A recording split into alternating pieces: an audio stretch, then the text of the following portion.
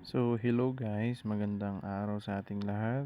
So, sa video ito, tuturuan ko kayo kung paano mag-add ng admin or mag-access sa ating page sa mga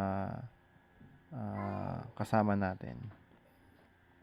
Or kung meron tayong assistant, mga ganon, is pwede nating mag-assign para ma-access nila yung page natin. Hindi na nila kailangang i-open pa yung Facebook account natin. So, ang una is open lang natin yung Facebook. So, sa Facebook na ito is naka-open na yung page ko. So, ito na yung page ko. Kung nasa account pa rin kayo na yung main account nyo ng Facebook is itong circle na may parang arrow na pa counterclockwise. Ayan. So, i-click nyo lang yan. Magsiswitch na kayo dito sa page nyo. So, ang unang magpapakita is ito. So, ayan. So, punta tayo para mag-add tayo. So, punta tayo sa may dito, yung parang circle sa upper right na may profile picture natin. Ayan. Or profile picture ng ating page. Saka punta tayo sa may settings. Ayan. May 4 na bar na magpapakita. So, piliin lang natin yung settings. Ayan. Ayan.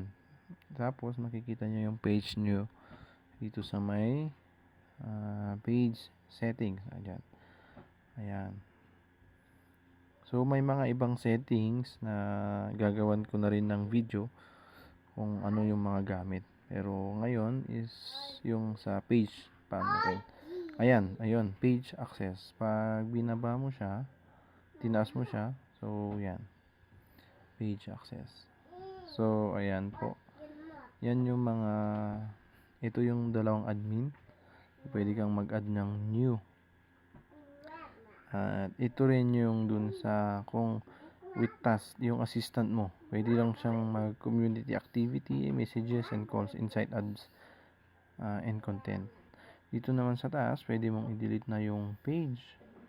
Ayan, insights and permissions. Ayan, may mga pagkakaiba rin.